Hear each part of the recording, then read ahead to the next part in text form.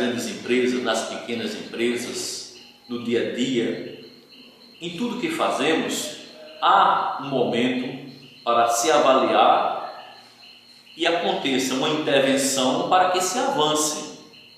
Mas no universo educacional, a avaliação é algo urgente e permanente. A cada instante, a cada aula que se dá, o professor tem que imaginar uma forma de avaliação. Por isso que tem que ser ato contínuo. Mas o que chama mais atenção da atualidade é a elaboração das questões que estão em vigência. Existem alguns centros de avaliação em nível nacional. O país está sendo avaliado por instituições estrangeiras. O país cria mecanismos de avaliação. Então a escola tem que também criar os seus próprios mecanismos.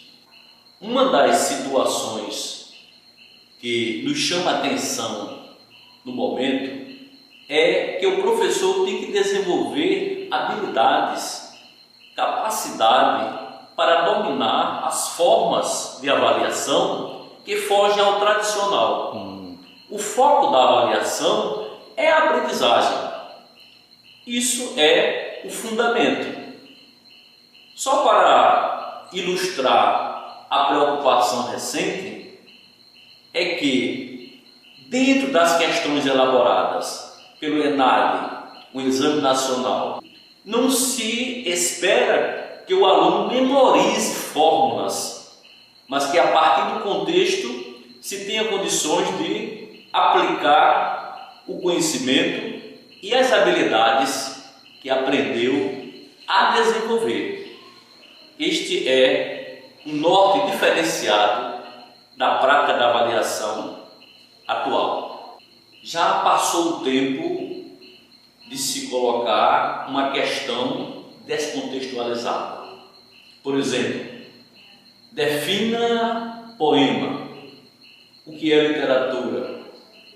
O que é biologia? Qual a sua opinião sobre religião? Essas situações são muito vagas. É preciso que haja um contexto e que o aluno tenha condições de se posicionar, de dizer, de fazer uma intervenção naquele contexto que se apresenta. Porque quando se vai para uma empresa, se vai mostrar o conhecimento, não vamos ter algo simplificado como em matemática, alguns professores do ultra tradicionalismo colocam arme e efetue. Não tem uma situação dessa.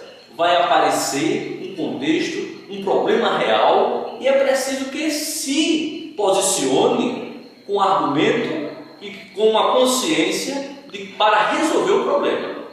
O mundo de hoje prepara alunos para que na vida e na sua cidadania tenha capacidade de gerenciar a própria vida.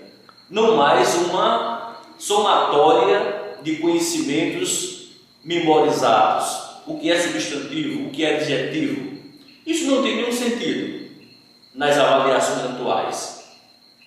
Não vamos encontrar mais essas questões numa situação problemática, numa redação de uma avaliação do MEC, mas todo o conhecimento que não será deixado de lado, mas esse conhecimento deve estar a serviço da capacidade de o aluno desenvolver suas habilidades frente a uma situação problema.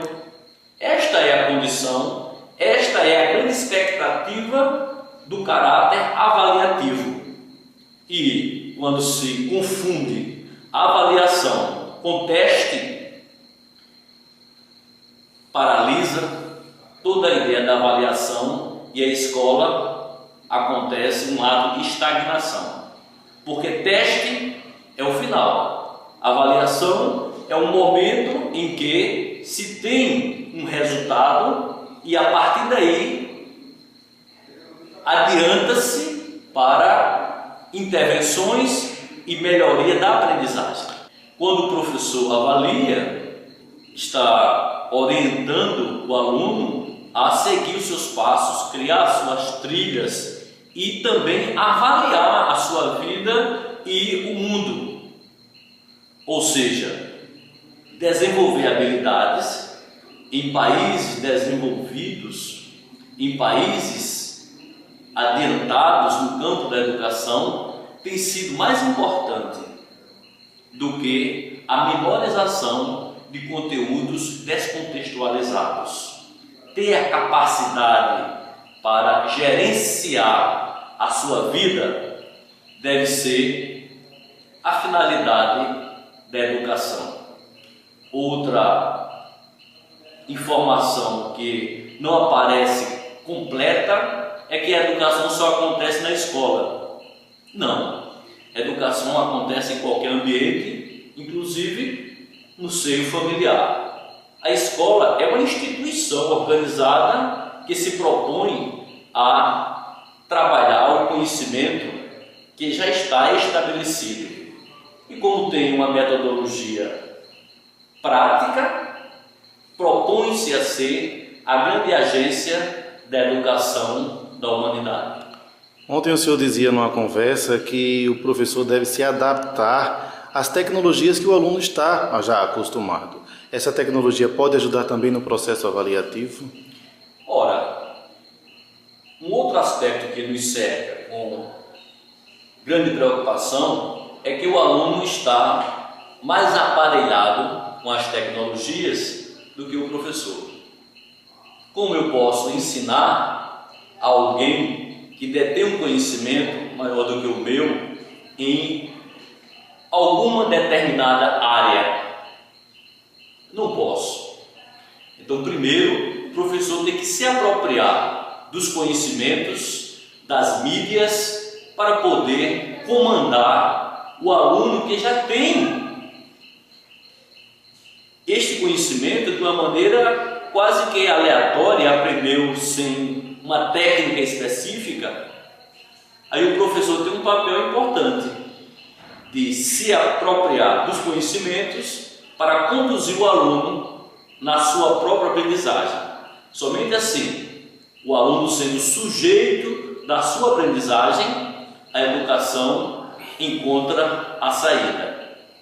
Porque o aluno estudar para ser agradável ao professor, isto é algo fora de contexto. É preciso que o aluno desenvolva as habilidades que já tem, desenvolva os conhecimentos que já traz de casa. Quando o aluno chega na escola, por exemplo, com 5 anos de idade, ele já tem uma experiência de assistir a filmagens, de assistir a reportagens.